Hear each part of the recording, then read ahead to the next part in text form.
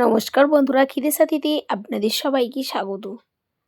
তাড়াতাড়ি একেবারে রান্নাটা সেরে নিচ্ছি।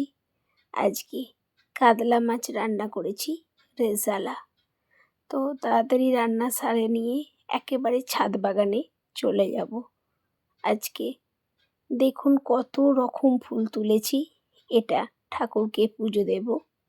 বিভিন্ন ধরনের ঠাকুরের ফুল, অনেক রকমের ফুল, খুব মজা লাগে। গাছে তো যেমন দেখতে ভালো লাগে, তেমন ঠাকুরের পায়েতে দিলেও অনেক সুন্দর লাগে। তো ডালিয়া ফুল তো একেবারে নষ্ট হতেই চলেছে, অনেক দিন ধরে ফুটছে। তো আপনাদের সঙ্গে শেয়ার করব বলে তো করাই হচ্ছিল না, তাই একটা ছোট্ট থেকে টাইম বার করে নিয়ে আমার ছাদ বাগানে চলে এসেছি। অনেক রকমের ফুল, আর এটা জানেন তো, আমি একেবারে একা হাতে পরিচর্যা করি। আমার খুব ভালো লাগে এই শীতের দিনে ছাদ বাগানে ফুলের পরিচর্যা করতে। আর এত দারুণ দারুণ ফুল হয় না যে আপনারা ভাবতেই পারবেন না। জানেন তো, এবারে না চন্দ্রমল্লিকাগুলো না সব হলুদ কালারের হয়েছে। অবশ্যই হলুদটা ভালো লাগছে, তবে আরও অন্য রকম কালার হলে আরও ভালো লাগতো না বলুন? যতগুলোই হয়েছে তার মধ্যে যদি একটা সাদা হতো, একদম অন্য রকম লাগতো। কী আর করব বলুন? নানান রকম তো গাছ লাগিয়েছি, নানান রকম তো কালারের হবেই ভেবেছিলাম।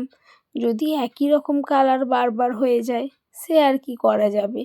এই দিকে দেখুন আরও একটা চন্দ্রমল্লিকা ফুল। এগুলো ফুটলে না একেবারে দারুণ লাগবে। সামনে কোনো বিয়েবাড়ি পড়লে অবশ্যই মাথায় দেব। কি ঠিক বলেছি না? দেখুন এদিকে গ্যাডিও খুব ভালোভাবে ফুল দিয়ে দিয়েছে।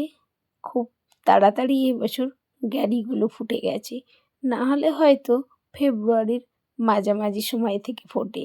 এবছর খুব তাড়াতাড়ি হয়েছে, আর দারুণ কালারটা না। দেখি এবার খেতে দেওয়ার ব্যবস্থা করতেই। দেখুন এবার মেয়ের খাবার বেড়ে নিচ্ছি। একদম ধোঁয়া ওঠা গরম ভাত, তার সঙ্গে আলু ভাজা, অল্প একটু ফুলকপি ভাজা, আর ডাল করেছি, আর মাছ। ডালটা করেছিলাম লাউ দিয়ে খেসারির ডাল। এটা খুব ভালোবাসে, আর এটা তো জানেন খুব হেলদি খাবারও। একদম সিম্পল রান্না দিয়ে আজকের দিনটা একেবারেই সেরে নিলাম।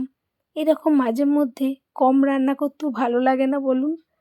আর এতেও যেন তৃপ্তি করে খাওয়াও যায়। আর সঙ্গে আর এই যে ছাদ বাগানে এতক্ষণ ধরে ঘুরতে গেলাম, কি করে এত রান্না বান্না করতাম বলুন? ঠিক না? নমস্কার।